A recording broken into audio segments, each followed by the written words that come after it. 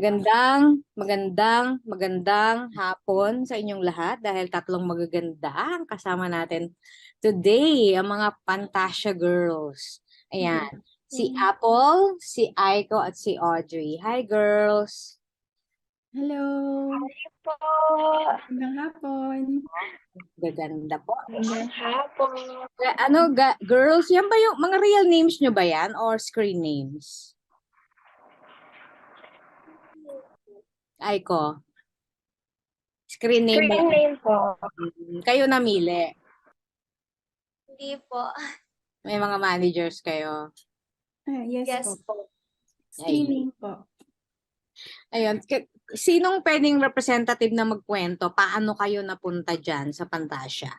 Paano? May nag-audition ba? Or iniyaya kayo? Or voluntary? Paano nangyari? Apple. Ano po siya? Audition. So, Mm. yung manager ko po, sinabi niya sa akin na merong bagong series na PantaXa. Baka daw pwede ako doon, ganun. Tapos, punta daw kami sa office, 2%, ganun. Then, yun po. Napili po kami na magganap sa PantaXa. Aiko, so alam niyo naman na yung word pa lang na PantaXa, so alam niyo na agad na sexy. So walang hesitation. Go na go agad. Yes. Yes po. Ayun. Besides being a Viva star, ano pa yung premyo? Kasi para ano to contest, di ba? Reality show na contest. Ano pa yung premyo? Anyone? Parang we've heard lang first po, yun nga, may contract, 1M po yata na price worth of contract. Tapos may mga, hindi pa sinabi, parang, hindi pa, para siguro hindi kami mag-expect din. Pero parang may wina-work pa sila. Ayan. Pero syempre parang the ultimate prize is to be a Viva star, no? What is it about being an artista that appeals to you girls? Ikaw muna, Audrey. Bakit may appeal sa inyong pagiging artista? What draws you to show business, kumbaga? Can you please repeat the question? Medyo may ilang po kasi. Bakit gusto mong mag-artista in short? Bakit ka? Kasi 'di ba ultimate prize nito magiging artista ng Viva. So, anong meron sa showbiz na nakakahatak sa Appealing or Actually, hindi ko po talaga pangarap maging artista. okay. Yeah. Bigla na lang po ako napunta dito and in the long run, parang napansin ko, I mean, nakita ko yung birth ng pagiging artist and sabi ko sa sarili ko, siguro ito yung para sa akin or baka ito talaga yung hidden passion ko na na-unfold and ngayon ko lang na-discover. Kaya for me, hindi ko pa talaga alam pero let's see. Ikaw, Apple. What's your backstory? Ako naman po, pangarap ko po talaga mag-artista since before. Tapos, gusto ko kasi makita yung sarili ko sa screen. Tapos, I believe po na I have talents then. I can sing din po and dance. And since before kasi, nung high school ako, elementary, ganun, lagi ako sinasali nila ako sa mga theater, sa mga groups ng sing and dance, ganun. Tapos, parang ito po yung gusto kong gawin. Parang ito yung calling ko na gawin sa buhay. Na parang, I want to... Kompleto ka naman sa Recados. Bakit ngayon lang? Bakit Ayun kayo na ngayon? po Kasi before po, nag-try na po talaga ako sa showbiz. Tapos, hindi rin talaga siya agad-agad po talaga. Medyo, it takes time po. Siguro parang, hindi pa po yun yung right time that time. Kasi nag-aaral pa rin po ako noon eh. So mas focus po ako sa school. Tapos, baka hindi pa din ako ganun ka-ready. So ngayon po, nung meron ng opportunity na dumating, ginrab ko na po siya to take the opportunity. Ikaw, Aiko, part ba to ng pangarap mo or para aksidente lang, nagkataon lang? Actually, secret, pa siya, childhood dream. Na walang secret, nakakaalam kasi iniisip ko malabo mangyari. Kasi nga, from my background, di ba, I grow up sa province. Tapos, Ang sabi ko, dami-dami ng mga malabo, artistang galing malayo. sa probinsya eh. Hindi, kasi given na sobrang hirap ng buhay. Walang connection, walang resources, kumbaga. So, ayun, nag-focus din ako sa school and then, yeah, ganun lang. Tapos hindi ko siya in-expect, actually. Hindi ko siya in-expect. Parang lang din ako napulot ng manager ko somewhere. Tapos nung una, hindi pa ako makapaniwala. As in, hindi nagsisink in na parang, ha? Ito na ba yun? Ayun. So, naging, pangarap ko siya nung bata ako. Nakita ko yung teaser, no? Parang reality show siya talaga. So, nung nandun na kayo sa set, sa Laia, may mga insecurean ba? Kasi syempre, 8 kayo, pagandahan yan, paseksihan. Umabot pa sa puntong may nai-insecure sa isa't isa? O nag-aaway na ba kayo? Yung mga sampalan, totoo na ba yun? O scripted lang ba yun? Anyone? Sino Apple? sasagot? Sino ba yung involved doon sa sampalan? Audrey. Si Audrey. Si Audrey. So, ano yung mga pinakamahirap na lang na naranasan nyo sa Laia? Ano yung mga challenge na nahirapan kayo? Siguro for siguro about naman insecurities, parang ang galing lang kasi lahat sila kasama. Lahat kami, parang andun na kami sa part na mature na lahat. So walang nangyaring inggitan or kung ano man. Nakafocus kami lahat sa challenge, ganon. And yun, nakabuo kami ng strong connection tsaka bond. Except na, instead na mag-away-away, gano'n. So, wala naman masyado. Kung may napag-awayan man, at nagkasabunutan man, na yung tikunan bilang babae. Pero after nun, friends ulit. Yan. Ano ba? Totoo ba, Audrey? Friends uli? Yes po. Actually, hindi naman po siya like personalan. Ginawa lang po namin yon to spice up the show. Kasi 'di ba, ang boring naman kung plain lugaw. So, why not make an add-ons? Okay, what were you guys doing prior to joining PantaXa? Bago kayo na-discover ng mga managers nyo, anong ginagawa nyo? Ikaw, Audrey, muna. Ni po, before, nung wala pa po ako sa showbiz industry, tattoo artist and visual artist po talaga ako. Oh, full-time? No po, kasi working student din po ako. So kapag walang ganap sa school, ganon, or pag weekend, nagtatattoo ako and nagpe-painting. Then, binibenta ko po. Oh, wow. Ikaw, Apple, what were you doing prior to PantaXa? I'm doing modeling, ramp modeling, print ads. I'm doing business. Para siyang restaurant, gano'n. And aside from that, ayun, some sports. Ikaw, tama ba, Aiko? Full-time po ako, employee. Talaga? Yes po, ng isang BPO company under finance department. Yan. Nagpe-payroll po ako. Magaling ka sa math. Hindi naman. Okay. Chamba lang. Focus muna ako kay Audrey. Audrey, so tattoo artist ka, no? Kung magpapatattoo yung dalawa, anong design ang tingin mong bagay sa kanila? Siguro po si Aiko, Sailor Moon. Tapos si Apple naman po, from her name itself, Apple. Apple dito nakalagay. Tapos may ahas. Yeah. Parang fierce. Ayun. Ikaw, ilan ang tattoo mo personally? Marami po akong tats Ito, mga minimals, then dito. Siguro mga nasa 20 plus something. Pero you cannot tattoo yourself ba? talaga kailangan iba? O nagawa mo na? Ako lang po lahat nag-tattoo neto. Ala, paano yun? Ang hirap dito? Parang ang Hindi hirap. naman po kasi yung gamit na po na pang tattoo ngayon, ano na siya, nag-advance na siya eh. Hindi na siya gaya before na mabigat sa kamay. Ngayon para na lang siyang ballpen, so magaan na lang siya sa kamay. That's Wow. Galing. Okay. Audrey, doon sa PR nabasa ko, ikaw yung fluid. po. Sorry. Nabasa ko doon sa press release, ikaw yung fluid. Yes, yes po.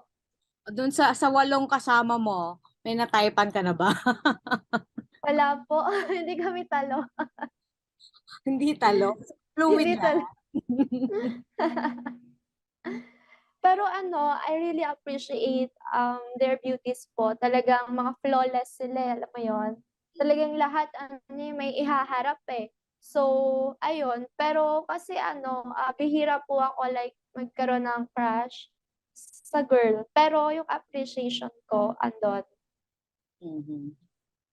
Si Aiko naman. I'll go to Aiko. Thank you, Audrey.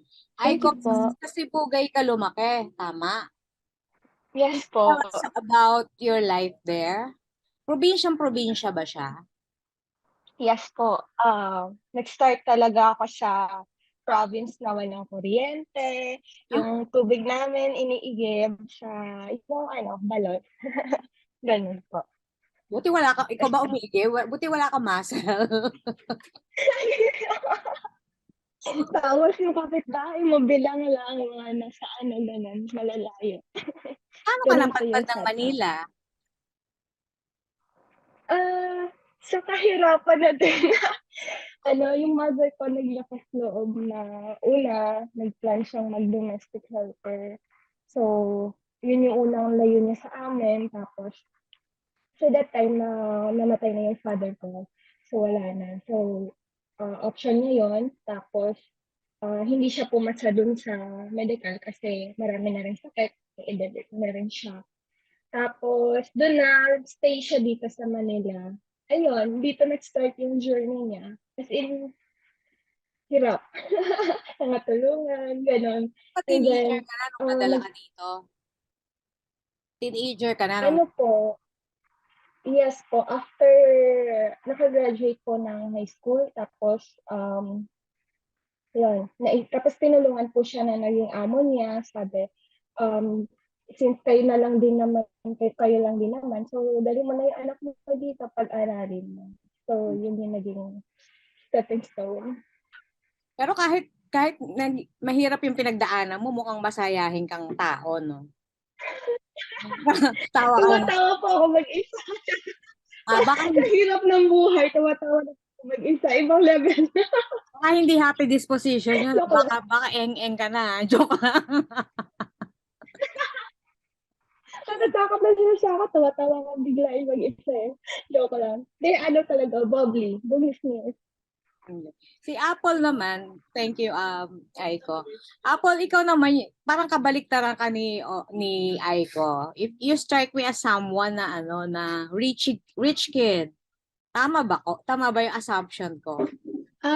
Ako naman, hindi naman talaga totally inborn. Pero yung parents ko before, meron naman silang kaya na. Pero dumaan din kami sa hirap. Kasi parang meron sila rin mga minana lupa, meron silang mga ganong assets. Pero in the middle, parang baba, tapos ganon. So hindi siya talaga consistent na more on parang rich ka na for the whole life. Kasi sobrang naranasan ko rin yung sobrang hirap.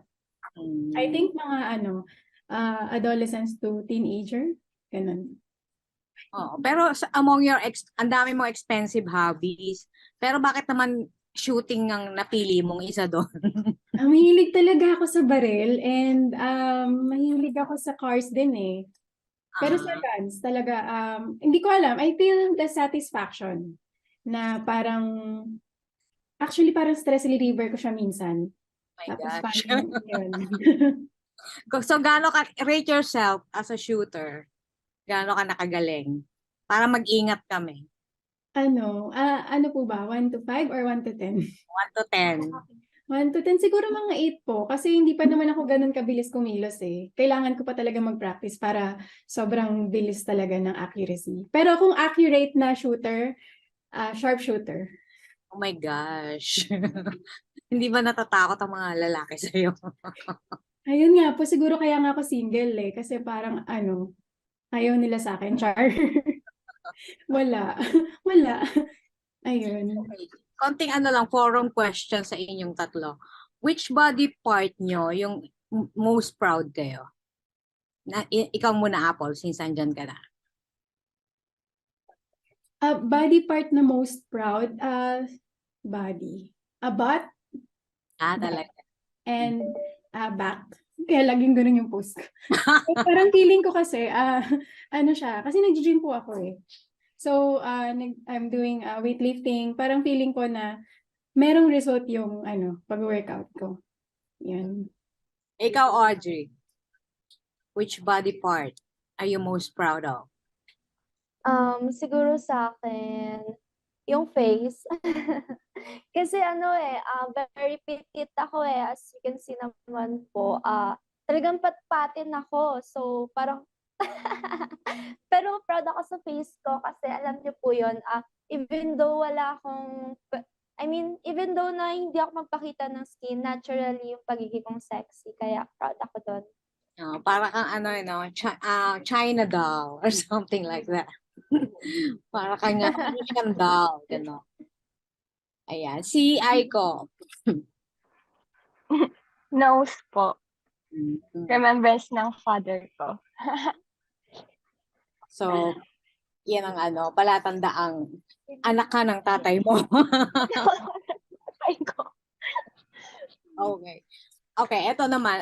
Anong pantasya niyong karelasyon? Kaedad niyo, mas bata, o mas matanda? O, ikaw muna, Aiko, since ikaw nandyan.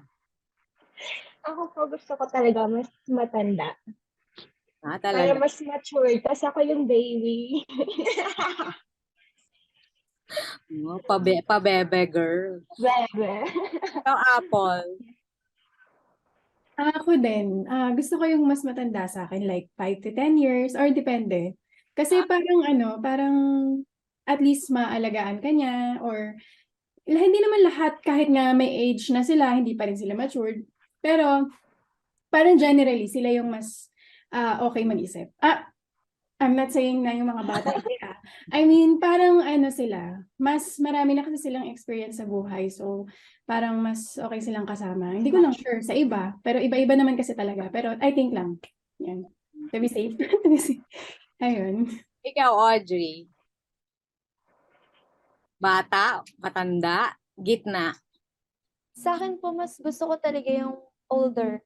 Kasi meron na po ako mga naging ka-feeling before na same age bracket ko, and mostly sa kanila mga immature talaga eh. And, di ba? Kasi ang gara naman like wala kang mapapala. Gusto ko yung magpapasok sa akin ng idea, yung marami akong matututunan, yung di masasayang yung oras mo, gano'n. And masyado na rin ako maraming pinagdaanan sa buhay. Ayoko nang ma-stress. Gusto ko yung magiging kong ka-partner in life, magbibigay sa akin ng peace of mind. Tama naman. Okay. Sino ang ultimate celebrity pantasya nyo na guy? Ikaw, nandyan ka na rin lang, Audrey. Jay Manalo po. Oh, taga-Viva. Posibleng maka-work. Sana. Ang tama, gwapo. Okay, ikaw, Apple. Ang ultimate pantasya ko na guy is si Gab Lagman. Ala, taga-Viva rin. Mhm. Delicious. Ikaw, Aiko. 7 minutes. Taga ibang planeta eh. Sino Si Sino? Sige, go. Jack. Okay. Sino? Si Jack Roberto. Ooh. Ay, jowa. Mahilig ka sa apps. Ganyan. Okay. Since malapit na tayo magtapos. Okay. So lahat naman kayo maganda. Lahat kayo sexy. Pero give me a reason or give us a reason bakit ikaw ang dapat kong pantasyahin o namin pantasyahin. Ikaw, Aiko, bakit ka dapat pantasyahin? Anong meron ka nang wala sila? Para sa akin, ako ang dapat niyong pagpantasyahan dahil lahat ipapakita ko, sinasabi ko to, organic, real, yan. At mahahawa kayo sa kabungis-misan ko. Yan, positive energy yung makukuha niyo sa akin. Yun lang. Apple. For me, dapat akong pagpantasyahan for my face and body. The way I, Carry yourself. yes, parang ganun. Ayun. Thank you. Apple. Ay, Audrey, sorry. For me, dapat niyo po akong pagpantasyahan kasi sa isang tingin ko pa lang maakit na kayo. Char, hindi. Sige Ano nga, po, tingin nga, patingin for nga, me patingin. yung Oh. keme. Sa akin po yung mindset, kasi para sa akin po, kapag pantasya ka ng bayan, hindi naman siya more on like pagpapasexy. Dapat yung mindset talaga kasi doon talaga lahat nag-i-start. So kapag pinagpantasyahan nyo ako, mahahawa kayo sa pagiging madiskarte sa life. Ayan. Wow. Anyway, malapit na ang sa Sunday na. And then dire-diretsong ilang episodes. So, kayo ba napanood nyo na? May napanood na ba kayo na episodes? Or ano din kayo? Clueless? Clueless din. Wala pa. Clueless. Kung paano lumabas? Excited. Wow, sabay-sabay kayo. May ano ba kayo? May viewing ano ba kayo? Sana sama-sama kayong walang mag-viewing kayo. Ano? Wala po ata. Ganon kayo, exciting yon. Diyan sa bahay ni ako daw nag-organize sa bahay ni Apple. Pwede. Host ako dito. Tapos Oo. i-TikTok nyo. Ayun. Anyway, girls, mag-invite na kayo. Mauna ka na, Apple. Streaming na. Ayun. I'm inviting everyone to watch PantaXa Season 4 only on Vivamax. So mag-subscribe na kayo this Sunday na, April 25. Ayun, thank you. Thank you then. Aiko. Hi guys! Yes, I'm inviting everyone to watch PantaXa 𝐤𝐿 sa April 23 na po yan, on Sunday. Only on Vivamax. Yan. And Audrey, the tattoo girl. Hi everyone! Happy 420! I'm inviting everyone to watch PantaXa Season 4 on Vivamax. Ngayong Saturday night na po yan, kaya please subscribe na sa Vivamax. Thank you, girls. Nice chatting with you and see you in person one of these days. Thank you po. See you. Thank you so much. See you po.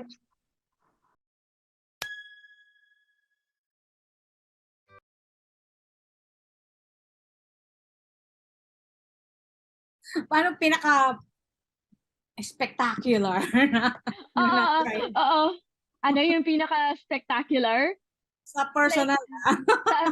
Sa personal, ang dami na eh. Kasi lalo na like, merong time na I engaged in BDSM also. And BDSM is a whole other monster on its own. There's so many different kinds of kinks that I've tried. Pero yung pinaka-memorable for me is, wait lang, pakita ko na lang din. Like, because it's so nice. It's so pretty. Like, I have this toy. Oh.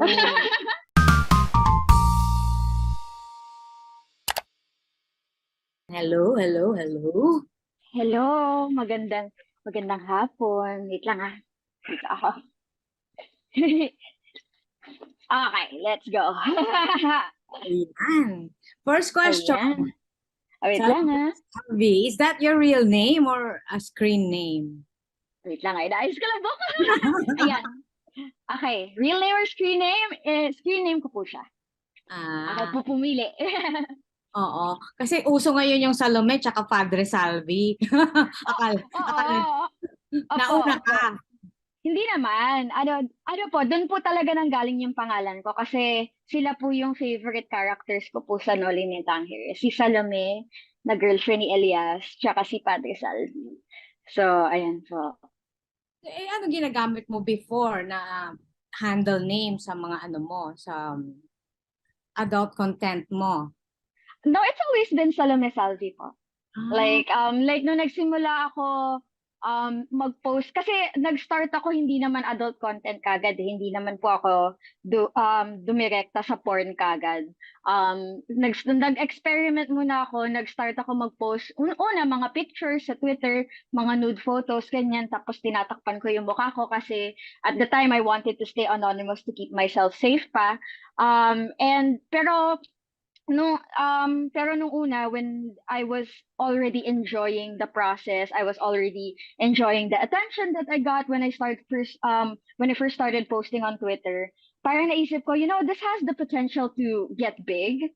And sabi ko kung if it's gonna be big, if it's gonna like if this Twitter account that I have is gonna blow up, I would like to have a name.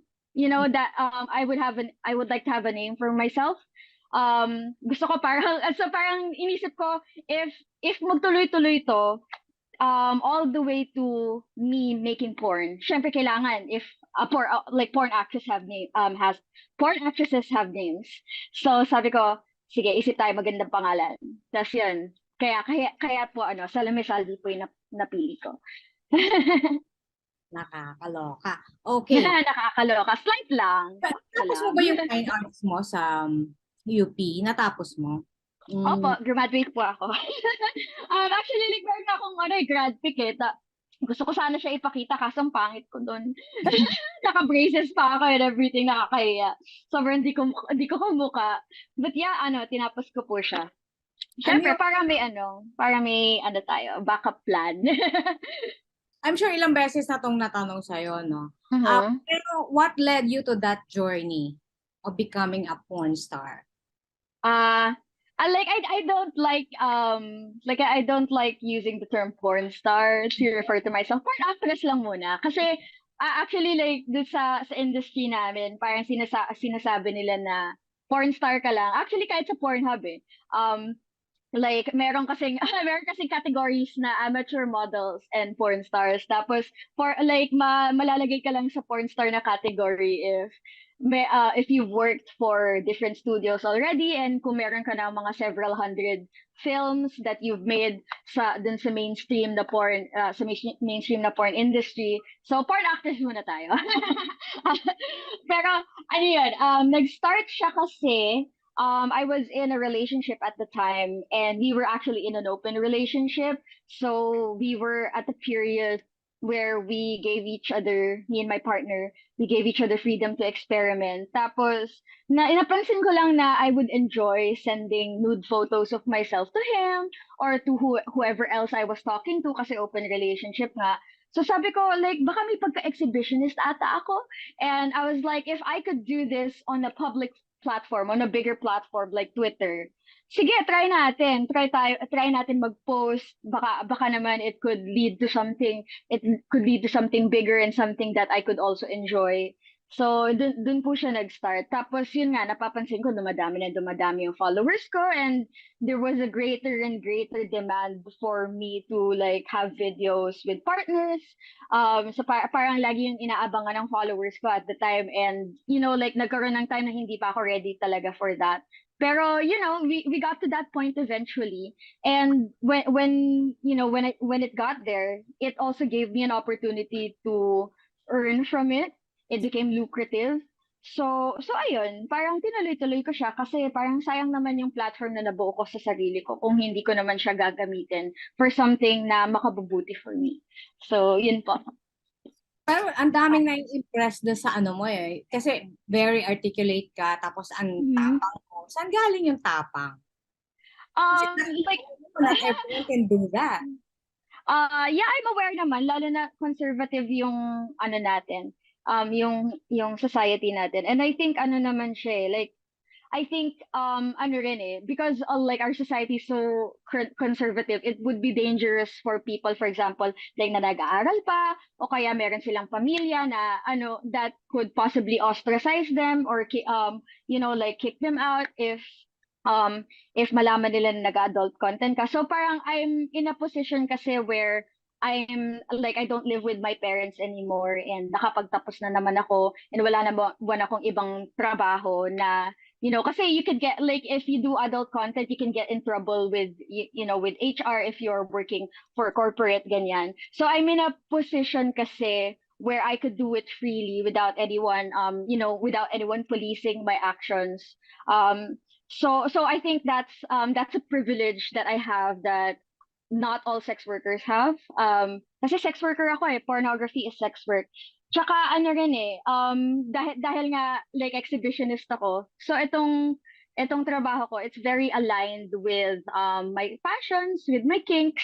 So I think it's that attachment, it's that passion that drives me to like be open to talk about it. Tsaka meron rin tayong advocacy sana to humanize the image of sex workers here in like with our listeners or with our audience. Kasi parang there's this misconception na parang kasi like with people, you know, like when they watch porn, they consume porn, and when they avail of sexual services, parang there's this tendency for them to like separate the worker from the work that they are producing. And I feel like it's gonna be really helpful if, you know, like if I put my work out there and build an image for myself that contributes to yung humanizing or yung humanizing ng image of sex workers with people na parang para maisip nila and para lagi nilang maalala na you know that na tao kami. We have emotions, we have feelings, and we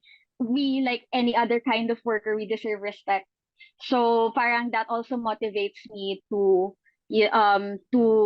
represent my work in you know like in a fair and ethical and you know understandable manner. I hope that makes sense. Pero yun lang naman po. Hindi I lahat think kagaya ko na matapang humarap. Others would still remain anonymous sa mga kabayan namin or sa public. Meron silang public but they remain anonymous. Would you encourage to go out and like be proud of your work because it's work? Like there's a part of me that wants to encourage that, but at the same time I think it's gonna be really dangerous for a lot of sex workers to be open about it, kasi like what I'm doing with my work, it's inviting a lot of harassment eh. And I don't think that every single sex worker is ready to face that or has the emotional and has the emotional capacity to deal with that. Ako like parang sinwerte lang ako that I grew up with the internet. So like I know that, you know, like yeah, I know how to I know what I feel when, you know, I deal with bashers, with haters, ganyan. So parang ano na ako eh, nasanay na ako eh. Pero I like and tsaka yun nga eh, like because it's gonna be really dangerous for sex workers to be out in the open. Like parang dangerous from law enforcement and parang kasi doxing and you know like having our privacy invaded, it's a very common occurrence sa industry namin. And it's just so dangerous for a lot of other sex workers to to put their work out there at the same level as I do. So I would encourage it if ready ka, if you know like if you understand the dangers of the work that you're doing and the dangers of publicizing that kind of work. Pero I think overall I would advise against it. Parang unahin mo muna yung safety mo kesa yeah, yun po. Speaking of mental health, how's your mental health? It's honestly like it's always been a roller coaster for me. Like even when I was a kid, I've already had signs of depression, of anxiety, ganyan. And I gotta admit that the sex work sometimes contributes to that. Kasi yun nga, it's such a heavily stigmatized profession. And it's the stigma that makes it dangerous and difficult.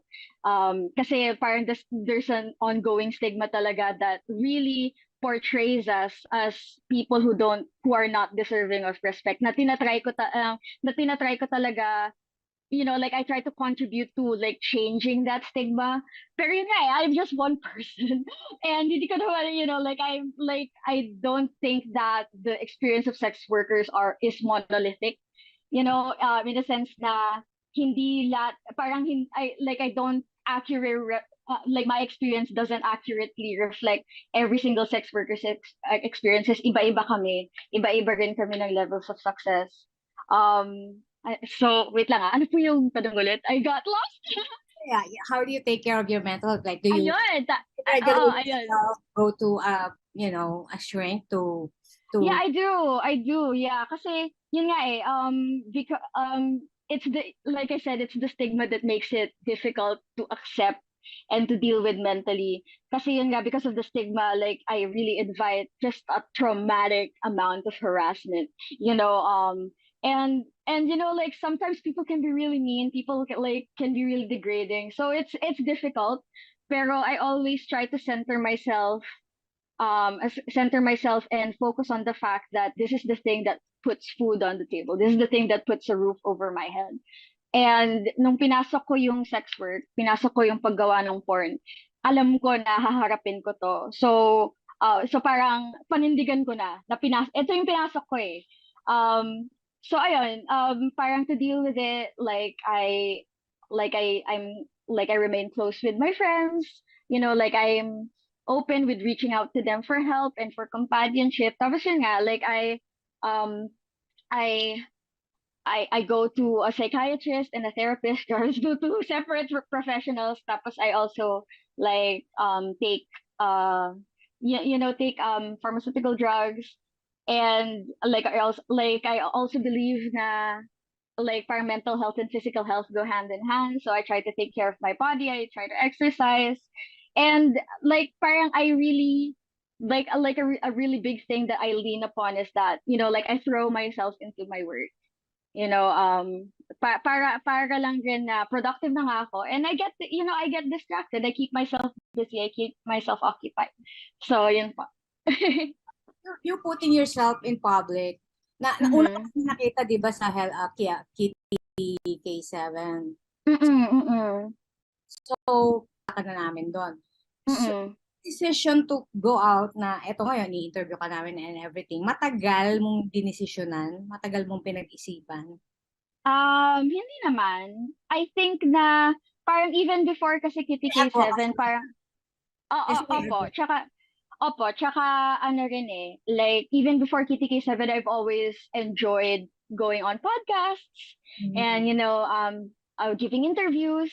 Parang podcasting kasi is such a big it's such a big source of entertainment for me. So ayun, parang parang like paano ba? So yeah, I think even before Kitty K7, parang I've always been well versed in how to talk about my work and stuff. Like I've made mistakes before, obviously. Lalo na on Twitter. Pero ayun, like matagal na akong okay with it. Matagal na ako with doing the public speaking and stuff like that. Because it's something that I know I'm good at and something I enjoy. Yeah.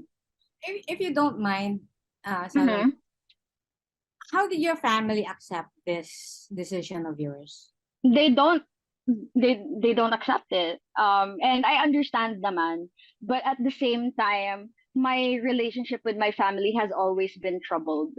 And it was one of the best decisions for myself to separate myself from them. Yung just the fact na bumukod ako, parang that already contributed so much to my mental health. Na parang dun ko na feel na it really helps if you're in control of your own space and if you have privacy ganyan, and you don't have kasi like naniniwala talaga ako, lalo na for millennials with parents that are boomers. Naniniwala ako na parang we're a generation na yung first bullies namin are our parents. Kasi my parents, meron silang times na they were neglectful and verbally abusive, ganyan. So So it was really good for me to like separate myself, and it gave me the freedom. Yun nga eh, like lagi ko sinasabi na the freedom that I have to do my work, it's such a privilege. Kasi like there are other sex workers and other younger people na wala pa silang financial capability na bumukod and like have their own place separate from their parents. So yun, parang ano rin, like parang alam ko naman na hindi nila ako ina-accept. And alam ko na galit sila, alam ko na disappointed sila, and na kinakahiya nila ako. But at the same time, like, like at the same time, mahal ko yung trabaho ko eh. And this is the thing that gave me security. This is where I found my worth. This is what makes me feel good about myself. And I don't really find that from my relationship with my parents. So bakit ko ipagpapalit kung ano yung meron ako just to keep, just to keep up this image and like buy into the delusion that like nabuo yung pamilya namin, like sometimes that's not the best way to live your life eh. Kasi meron tayong obsession with keeping the nuclear family together, lalo na sa kultura natin. Pero like kung tutuusin, like if you really think about it, that's not always the healthiest way to live your life. Sometimes you have to cut people off, especially if they are abusive. So yun. Oh, okay. Si Direk Roman is parang may nabasa ako somewhere na kino-compare ka kay Maria Ozawa. Is that a compliment, or would you rather be, hello, I'm me, I'm Salome? Yeah, it's more of the latter. Like I feel like the comparison was made kasi yun nga eh, like parang I don't want to like take the credit like take all the credit for myself. There are other female content creators na matapang din that put their work out there, and like they have a lot of followers, they have their own platform, and they're successful in their own right. Hindi lang ako. I think naging matunog lang ako because of the stuff that I signed on for Vivamax. Pero so yun, parang like I just want to stress that na marami kami. Meron kaming isang entire community, and there's lots of content for everyone to enjoy. But also, and I'm grateful dun sa comparison kasi si Maria Ozawa, she's so iconic, she's so successful, and parang talagang ano siya, like she's a standout in our industry. So to be compared to her is such an honor, but at the same time, like that comparison, that headline that I think, who's the first one who ran that headline? I think it was Pep. Yeah. It was Pep.ph. Parang that comparison invited a lot of unfavorable comments, like that are directed towards me. Kasi yun nga eh, na parang first Maria Ozawa is Maria Ozawa, ibang level siya. And ako nagsisimula pa lang ako. So people were like parang ang kapal naman ng mukha niya like towards me ang kapal naman daw ng mukha ko naihilera ko yung sarili ko kay Maria Ozawa. Which is something that I did not ask for naman, something that I didn't do.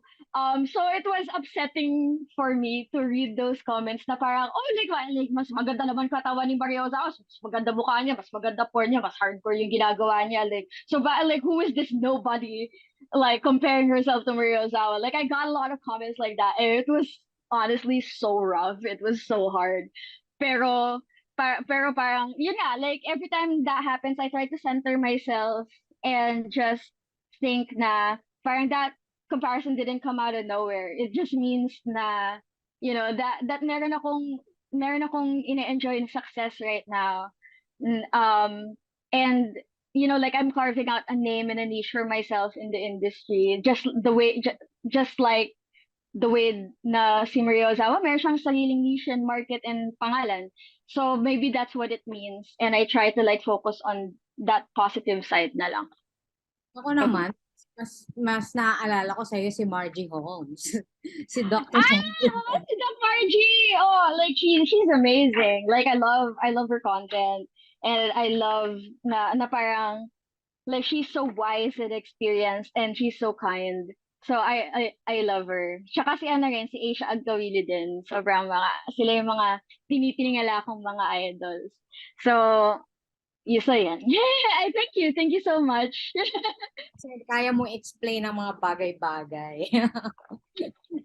Like ano rin parang I think parang nasabi rin kasi ni Direk Roman yung Maria Ozawa comparison. Kasi si Maria Ozawa, ano siya grabe yung variety ng ng trabaho na ginagawa niya. Like meron siyang mga weird and talagang kakaiba na experiences and mga videos. And meron nga inaano siya, nakikipagtalik siya with the tentacle monster. Siya, so parang nai-entangle siya doon sa tentacles. Tapos meron siyang gangbang na parang 100 men yung umano sa kanya. Like, as in, ano siya, like talagang pioneer yun si Maria Ozawa. And I feel like nasabi yun ni Direk Roman kasi nakikita niya rin na yung preferences ko and yung mga interest ko and the stuff that I try to do on my porno, parang may variety din. Like hindi rin ako takot to engage in sex na medyo kakaiba and that are new to some people.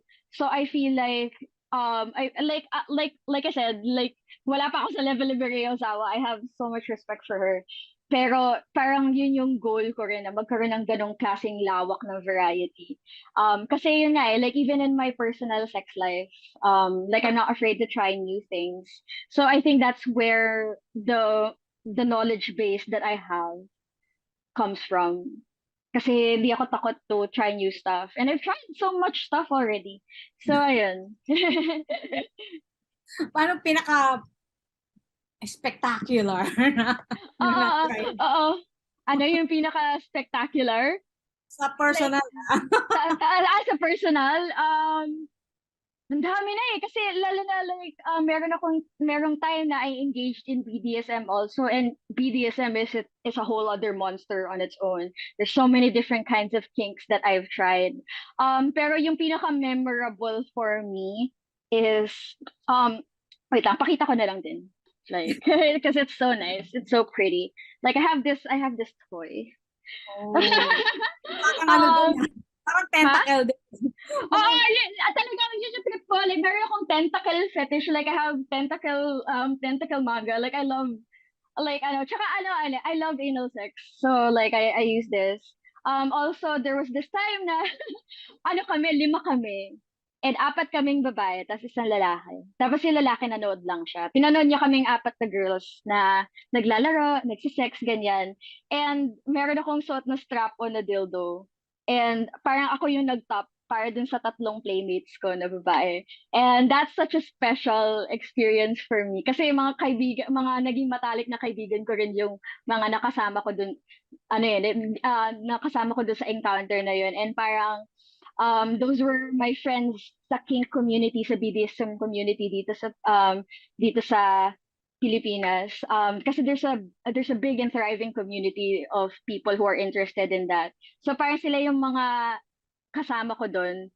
And yeah, that was such a special and new experience for me, to play with those people who are near and dear to my heart. So, yun yung mga memorable experiences ko. Dami pa, like, sari-sari talaga. If you don't mind again, bata ka pa, liberated ka na talaga. Yung iba ang mindset mo talaga. Kumpara sa kabataan. Hindi po. Kasi yun nga like I grew up with a conservative family. Hindi naman kami super conservative, hindi rin kami super religious. Pero merong mga like there's always this shame that they attach to sex and sexuality. That's not something that we've always been open to talk about. Lalo na like, nagbibigay ng payo yung mga magulang sa bata. I think sa mga anak nila. Like I think dapat talaga open yung dialogue nyo about about something as sensitive and as dangerous, potentially dangerous as sex. Pero like I never had that dialogue with my parents. And parang parang they contributed a lot. Like just to circle back to dun sa sinasabi ko na naging abusive and neglectful sila, and naging parang nag-contribute sila sa pagiging stunted ng growth ko. Kasi like I grew up in an environment na parang yung nanay ko especially, like she was really critical of the way that I look, Like ang dami niyang pinupuna sa katawan ko, and she made me feel really ugly for a really long time in my life. Like as in talaga lahat, like she can be very cruel and harsh with her words talaga na sabi niya, like, ang laki ng gilagid ko, and yung mata ko luwa, bakit ang itim ko, bakit hindi ako makinis, why is my BO so bad? Like, pati yung daliri ko, like, sinasabi niya, like, bakit ang laki daw ng knuckles ko? Like, alam mo yun? Like, as in, bakit daw malaki yung thigh gap ko? Bakit ang skinny ng legs ko? Like, talagang, she was the kind of person who would break me down. She was a bully, talaga. So parang, like if you grow up with that kind of self-image, na talagang naniwala ako na pangit ako. And hindi ako mag-flourish or magsa-succeed in modeling, in the entertainment industry, like there's no chance. Like I grew up with that. Dinala-dala ko yun until I was like 25, 26 when finally like I met my boyfriend. He's the one and only serious relationship I've ever been in. And we were in an open relationship. Pero yeah, like when I fell in love with him, when I entered into a relationship with him, parang napaka-transformative nung pagmamahal niya, na siya yung unang taong nagpaniwala sa akin na I deserve love, I deserve attention, I'm beautiful, ganyan. So yun, parang napaka-radical ng pagmamahal niya talaga. Like, and like, yun nga, siya rin yung person na sabi ko, like, I'm interested in building a platform on Twitter and sharing my nude photos. Parang in-encourage niya rin yun. Na parang sige babe, like open relationship na rin naman kami, so parang there weren't a lot of walls that we had to break down. So in-encourage niya yun. So like I owe a lot to him. For me to unlearn yung negative na parenting sa akin ng nanay ko, ng dad ko. So ayun. Kayo pa rin. Ay, hindi na. Nag-break kami 2020. Like we are like we were together for about 6 years. Matagal din. And we were open for like 4 out of those 6 years. So, yun, parang we encouraged each other to experiment talaga with different partners. Pero yung pagmamahal, it's between me and him lang.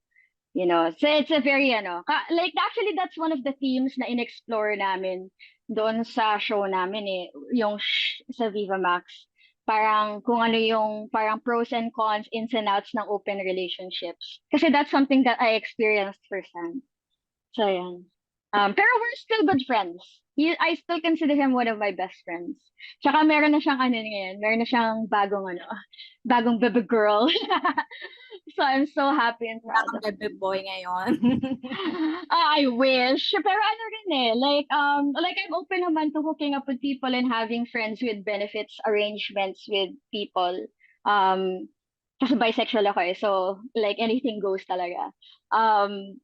Pero parang like I understand rin na lalo na dito sa society natin na yung view natin of relationships is very heteronormative, very normalized yung monogamy, ganyan.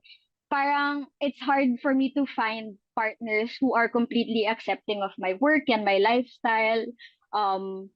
So ayun, currently wala. And I'm not looking kasi happy naman ako being single and happy ako being married to my work. So, yan talaga yung priority ko now, career muna. Okay, pero now, yung career na yan, nagme-mainstream ka na. So, naasikaso mo pa ba yung... Slight. Yung alin po, yung adult content ko po? Naasikaso mo pa ba? Of course. Actually, like even like right at the very beginning of the negotiations, parang sinabi ko outright, like I love to work for Viva. It's such an honor to be asked to be part of VAA, Viva Artist Agency, and Vivamax. Such an honor to be able to work with Direk Roman. Pero hindi ko pwede bitawan yung full-time na trabaho ko, which is the pornography. Kasi that's the thing that made that people know about me. That's the thing that people connect with me. That like that's what connects me with them. There you go. Wording. And yeah, like parang ano rin eh. Like, and they were very respectful and they were very considerate, saying na, oh, yeah, hindi namin gagalawin yan. That's you, that's your brand. That's your business. So like I'm trying to find the balance working for Vivamax and producing porn on a semi-regular basis. Tsaka ano rin eh, parang umabot na rin naman ako ng point sa Pornhub, which is my main platform. I'm also on Pocket Stars and Just for Fans, which is subscription-based naman. Parang umabot naman ako sa point with those websites, with those platforms, na they're giving me passive income. So I have a lot of freedom and I have a lot of time to try new things. So yun, happy ako na at least I get to dip my toes into the mainstream film industry already. Unti-unti, like wala pa tayo doon, hindi pa lumalabas yung show. And I'm trying to take it slow talaga kasi yun nga, like priority ko pa rin yung adult content ko. So yun, hindi ko bibitawan yun. You set a timeline for yourself na like, if I reach this age, I'm gonna stop or tuloy lang? Tuloy lang, like as long as I feel confident and comfortable in my body. Kasi actually like I get asked that question a lot. And yung lagi kong sinasabi is there's like hindi like you have to understand na in the porn industry there's space for literally everyone. Matanda, bata, pangit, maganda, all kinds of colors, all kinds of gender identities and sexual orientations. Like there's space for everyone. Magkakaroon at magkakaroon ka ng market. Kasi iba-ibang taste ng mga tao eh. And yun nga, like it all depends on my comfort level with showing my body.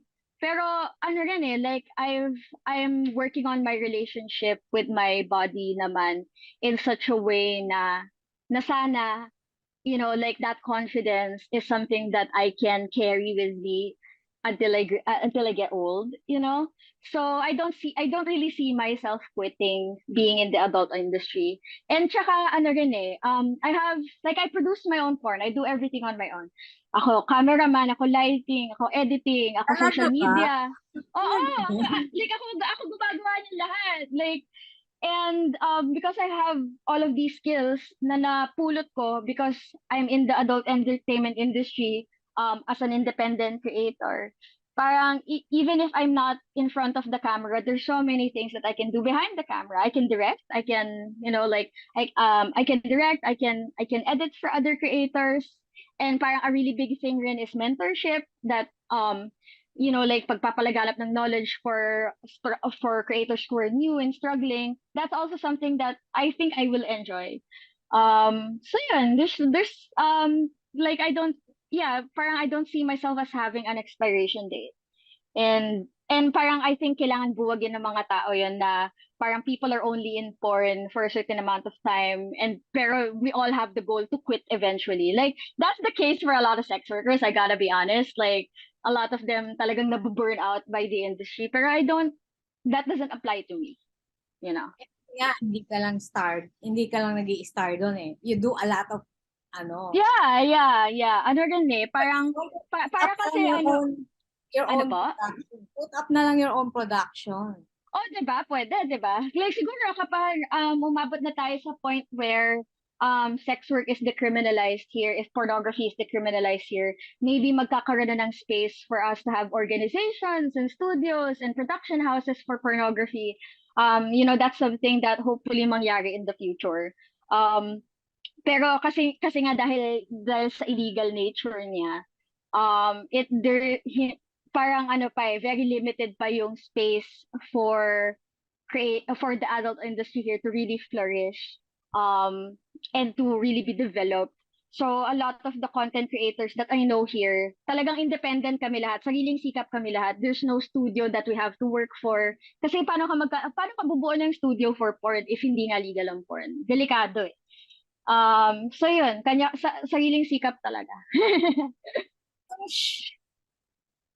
Medyo bitin. Parang 4 episodes. Ang dami pang topic. Oo nga eh. Pero ano pa rin eh, parang experimental phase pa lang kami. See, like we are definitely looking at the second season if the first season becomes successful. So we're really like optimistic and full for that. Tsaka ano rin eh, like parang unti-untiin natin yung unti-unti natin yung pag-introduce ng mga taboo topics sa audience natin. Kasi like parang hindi naman yung lahat ng members ng audience ng Vivamax is open to those kinds of topics, like open relationships, gay relationships, and ano pa, like exploring kinks and stuff like that. Parang hindi, meron pang level of hindi ready yung mga tao eh. So, unti-unti na natin. Like, let's be gentle, di ba? Yeah nga. Mm-mm. Are you part of all the episodes? Not just as the host of the podcast. May ibang part ka din doon. Oo. Like, pero hindi siya yung parang the acting that I do outside of being the fictional host of this fictional podcast. Parang hindi naman siya ganun ka-extensive. Pero kasi parang sinabi ko sa writer, si very talented and really Asius and si Direk Roman, sinabi ko na parang maganda kung mako-contextualize natin yung mga aral na tinuturo ni Salome sa kanyang mga guests. Kasi yun yung format ng yun yung format ng show namin is that merong podcast si Fictional Salome and then she invites guests and she allows the guests to tell their story about whatever kinks or relationships that they have. Tapos parang kung may issue na nilatag yung guest, bibigyan ng payo ni Salome yung guest. And sabi ko, parang okay na malaman ng audience kung saan nanggagaling yung knowledge ni Salome. Kung ano yung na-experience niya for her to know na ito ang best practice for this kind of situation, that this is the best advice that I can give to this person who is struggling. Like, sabi ko, bigyan natin ng backstory si Salome. Mag-flashback tayo dun sa kung ano yung na-experience niya with her ex, kung ano yung troubles nila in their open relationship. Kasi like parang very pattern, yung mga flashback dun sa buhay ni Salome, it's very, very patterned, closely patterned on my own personal life. So, sabi ko, contextualize natin yung mga aral na tinuturo niya. And sabi ng team, it's like, yeah, that makes sense. Let's do that. So, yun. Aside from itong makikita ka pa namin in the future Vivamax movies na as artista na talaga. Yes! Actually, meron na tayong lined up to be shot in April. Hindi ko pa alam kung pwede ko ikalat, pero meron ng at least isang project na lined up. So hopefully magtuloy-tuloy after Shush and after this one. Tsaka actually like I signed on to Viva initially as a columnist for their men's magazine. Ang pangalan ng magazine is, online magazine lang naman. Pangalan niya is VMX, yes, VMX. Dating 𝐤𝐿, they're rebranding it to VMX and they want me to be a columnist for that. And sabi nila, sige, dahil na-enjoy mo naman ang podcasts, magaling ka naman magsalita, gawan ka namin ng podcast. And I signed on to Viva for those two projects. And yun nga, natiktikan ni Direk Roman na may ginagawa kaming podcast na in development. So sabi niya, gawa tayo ng show about the podcast. So yun yung mga abangan from me. Hopefully like the podcast and yung column, like, I hope it gets off the ground, takes off. Saan papasok ang tulog? Ha? Saan papasok ang tulog? Matutulog ka pa ba?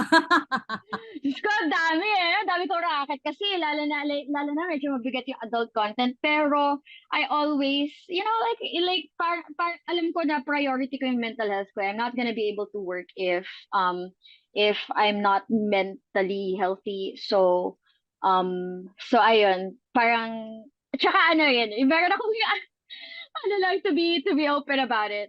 Like, I'm taking medication kasi for my anxiety and depression, tapos yung side effect nung gamot na yun is nakakaantok siya. So, para laging mahimbing ang tulog ko because of that. So, don't worry about it. Okay naman. So, okay naman. Kailan namin mapapanood ang shh? How do you say it? Alright. Okay. Pero, yan. So, ang spelling po niya is 4 na S, 3 H. So, i-search niyo lang po yun sa Vivamax na app or sa browser. And the pilot episode will be dropping midnight March 26. I believe that's a Sunday. Wait, let's check ha.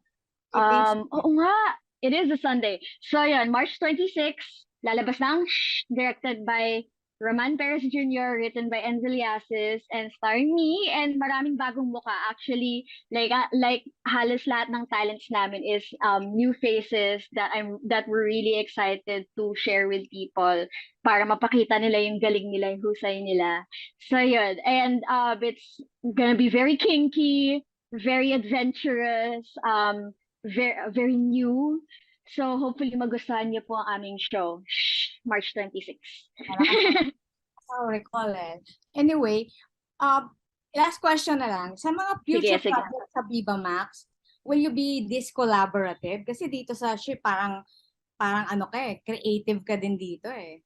Oo, to a certain degree.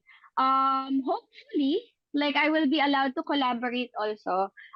Pero I understand rin naman if merong vision ng director na very specific that they don't need really my input for it. I'm still willing to to work for projects like that.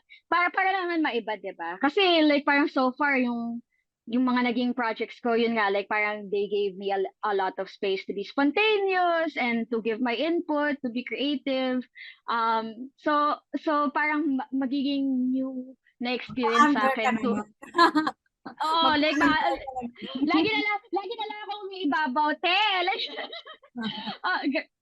so parang So ayun, parang looking forward to that rin. Pero kasi yun nga parang the niche that we're trying to carve for myself is very sex educator, parang very open about sex work. So ang hope ko lang is that if I am involved in a project that will have me portray a sex worker, since that issue is very near, it hits very close to home, very near and dear to my heart.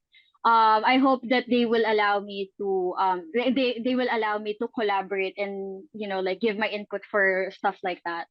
Kasi very sa akin very important sa akin na portray ng sex work in a very accurate and ethical and fair and and empathetic manner towards sex workers. Parang goal ko yun like part ng advocacy natin yun So ayun, yun lang naman. Pero if I was given it a role na that's not a sex worker, that's quite different. Sige, try you gano'n na try everything.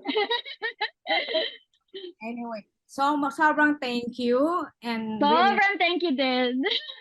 so much fun talking to you and face to face one of these days. Hopefully I'll give you a big hug because this is great. Super nag-enjoy po ako. Thank you. Thank you po.